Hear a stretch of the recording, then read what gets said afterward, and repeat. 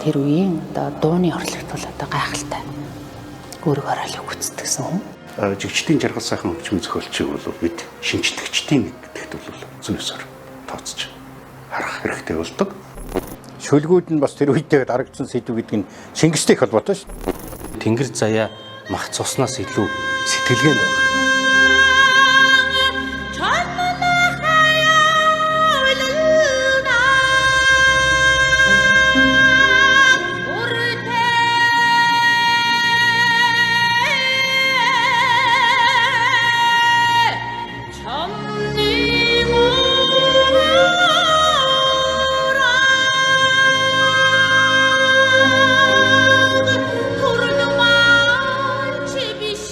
Энэ жил цагаан сарын шинийн нэгэнд үндэсний телевизээр өглөө яг шинийн нэгний өглөө их гоё нэвтрүүлэг өгсөн зүрхэнд мөнгөрсөн аялал. Тэгээд тэрэн дээр хөгжмийн зохиолч Сэрод, Яруу найрагч Ичин орлоо. Хоёр одоо Баасанжов агшны бичсэн энэ сайхан найраг, миний аавын бичсэн сайхан хөгжим Тэнгэрийн тамга дууны талаар ярилцаа. Тэгээд Ширмэн Туяаг авьяат дуулсан баггүй. Тэр бол яг ингээд шинийн нэгний өглөөний мэдчилгээ байсан. Одоо автаа золгож байгаа хэрэг гэсэн үг л дээ. За хоёрт нь нэг сонирхолтой зүйл нь саяхан номын баяраар би энэ жил нэг ном бичээд тэрийг ингээд анхудаага асар түрээслээд номоо зарж байхад номын баярын нээлтэн дээр Тэнгэрийн тамга дуу. Тэгэхээр энэ жил цагаан сараар болоод номын баяраар хоёр удаага би одоо ингээд автаага мэдчилсэн Тэнгэрийн тамга дуу сонсон нь бол надад бол маш их хүч өгч байгаа.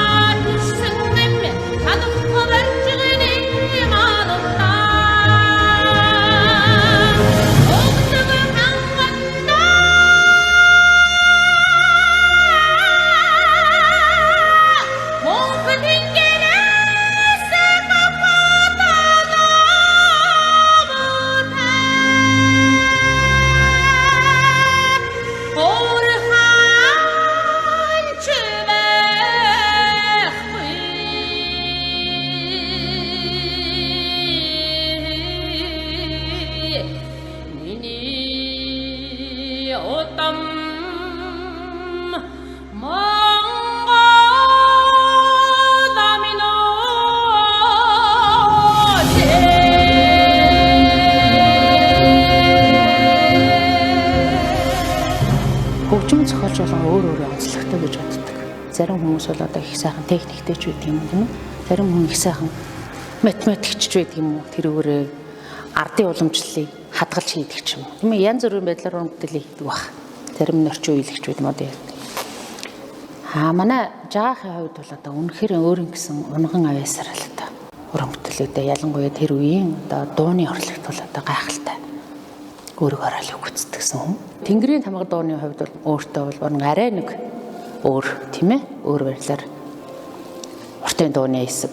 Тэгээд нэг ардын дууны юм шиг богино хэсэг энтрийг бол одоо гаргаж ирснээр онцлог. Тэнгэрийн тамга гэдэг энэ сайхан дууны тухай ярихын тулд энэ дууны одоо хөгжмийг бичсэн хөгжмийн зохиолч Жигчдийн жаргал сайхан гэж бас миний хувьд одоо багш нэг нутгийн сайхан ах дүүс явсалсууд энэ хүний уран бүтээлийн тухай цухас бас дурдж тодтогч өгөх хэрэгтэй гэж ойлгож байна. Тэгэхээр Тэнгэрийн тамга дуу бол яг л тэр угсаатны бүлгүүдийн тодруулж хэлбэл хотгойдын урт болоод урт тавтар тэр дууны хэв маяг тэр өв уламжлал онцлог дээр бүрэлдсэн ийм бүтээлэл дээ. Тийм ч учраас оны шилдэг дуу шалгаруулах морин хуур наадмын одоо гран при буюу одоо шилдэг бүтээлээр 1993 онд шалгарч ирснийг та бид сайн мэднэ. Шилдэг дуу 93 оны тэргүүн шагналыг жаргал сайхны хөгжим Ширмэн Туяагийн дуусан Тэнгэрийн тамга гэдэг дуу үүсчихээ. 90 онд ингээд нийгэм өөрчлөгдөөд ардчилсан хувьсгал гараад тийм ээ хүмүүс ингээд би хинбэ үндэсний үзэс хэрэгсэн шүү дээ.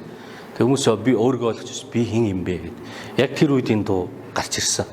Тэгэд асуултанд хариулж гарч ирж байгаа байхгүй. Тэгээ энэ бол яг хөө тийм одоо нэг өөр бусдыг дорд үзэх, би илүү өдр гэсэн тийм утгагүй бүдүүлэг үнсрэх үзэл биш. Энэ чинь яг Монголын сэхэтнүүдийн оюун санаанаас гарсан бүтээл. Баасан жуйн шүлэг жаргал сайхны хөгжим Тэнгэрийн тамга гэж энэхүү сайхан дууг одоо анх бие дуулах завшаал тохиолсон 19 настай байлаа. 19 настай тэгээд одоо бас хөөрхөн том дуу шүү дээ тэр чинь.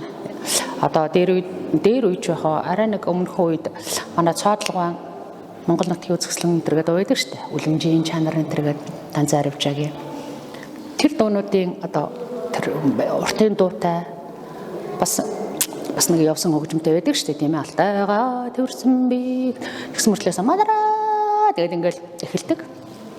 Маш сайхан зохион байгуулалттай одоо хөгжмийн зохиомжно гэж байгаа шүү дээ. Тийм сайхан дуу байсан. Тэгээд тайзан дээр Тэнгэрийн тамга дуу тэргүүн барьцлаа гэсэн чинь би одоо нөгөө жоохон хүүхэд цаана юу ч бодохгүй ингээд ард нь зогсож исэн чинь хөөх нөгөө дуу маань төрүүлсэн юм байна да гэж одоо зогсож исэн. Тэгээд дуучин соёл урлагийн их сургуулийн оюутан Ширмэнт Бая гэж зарлж ирсэн. Суйсын 1-р ангийн оюутан. Тэгээд одоо оны шилдэг морин хуур хуралдаан тэргүүн барьцна гэдэг бол одоо бас нэлээд сайхан хавцвшантай үйл явдал болсон гэж боддгийн.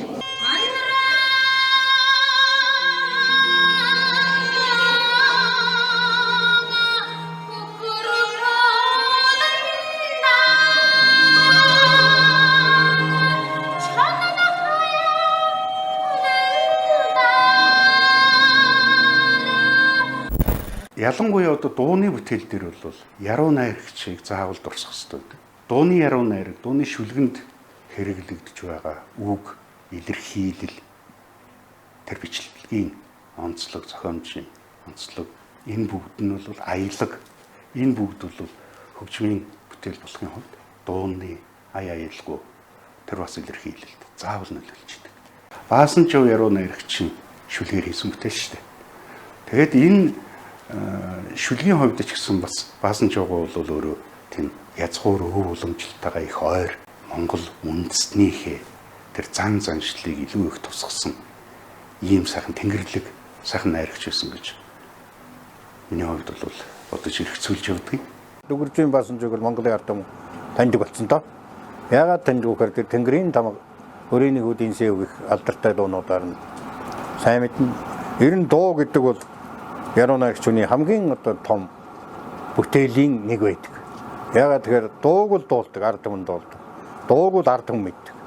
Тэгээ дуутайгаа хамт мөнгөрдөг. Одоо хөгжмийн зохиолч, яруу найрагч, дуучин гурвын бол ард түмэндээ мөнгөрдөг ганцхан юм байдаг. Тэр нь юу? Дуу байдаг байхгүй юу? Энэ утгаараа бол жигчдийн жаргал сайхан хөгжмийн зохиолчийг бол бид дууны уран бүтээлийн шинжлэгчдийн нэг гэдэгт бол зүйсээр тооцож харах хэрэгтэй болдог. За тэгээд баасан жоох бол энэ дууны яруу найраг руу их гүнзгий орсон, дуунтай их холбоотой хүн. Тэгээ энэ Тэнгэрийн тамга дууныхын тухай би тодорхойд хэлчихэ. Энэ бол өгчртэй. Ягаад тэгэхээр мань хүн чинь хан Хинти аймгийн нутгаар их ажиллаж амьдарч ирсэн учраас хааны үеийн судалгаа, хааны үеийн сэдвүүд их байдаг. Шингисийн тухай сонин сайхан нутаг орныхын холбоотой юмнууд их байдаг юм л да.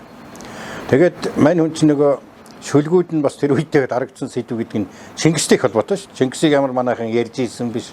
Яриул буруутлаа. Шингисийн тухай л яриул одоо тэгэл болохоо очдөг юм уу юм чинь. Тэгээ тэр үеэс л одоо энэ чих хянамгай үед байсан. Тэгээд мань хүн шүлгээ бол ер нь нэлээд тийм их залуудаа бичсэн байдаг шүү. Яагаад тэр Чингисийн сэдвтэй шүлэг чинь залуухан тэр энтэд бичсэн. Тэгээд яг үзэл зуртлаараа дарагдаад байсан. Тэгээд 90 он гараад тэр шүлгийн Тэнгэрийн тамга гэдэг. Одоо улсууд ч гэсэн нэрнээс нь чочирч ирсэн. Хүнсрэх үзэл гэдэг зүйл муу биш. Хүн чинь ганцхан биологийн амьтан биш. Соёлын түүхийн үргэлжлэл учраас тэр үндэсний онцлог үзэл санаа гэдэг бол одоо миний дотор бидний дотор байдаг зүйл хэвгүй. Салшгүй зүйл. Тийм болохоор өөрийнхөө үндэснийхээ ялгарлаар бахарах нь тэрийг гаргаж ирнэ гэдэг бол ерөөсөө муу юм биш. Одоо миний генийн код өөр учраас өөр хүнийг дорд үзнэ гэдэг бол тусдаа асуудал. Тэр бол үлэн зөвшөөрж болохооргүй зүйл. Тэгээ энтэй уялдуулаад миний бодлоор энэ тэнгэр заяа гэж ярьдаг шүү дээ, тэ? Тэнгэрийн тамга, тэнгэр заяа. Тэнгэр заяа гэж бол байдаг. Гэхдээ тэнгэр заяа мах цуснаас илүү сэтгэлгээнд баг. Монголчууд ядуу дөрөө цөөхөн түүхийн хүн цаг үед байсан ч гэсэндээ толгой өндөр, харц өндөр бардам хүмүүс. Энэ бол тэр тэнгэр заяатай холбоотой.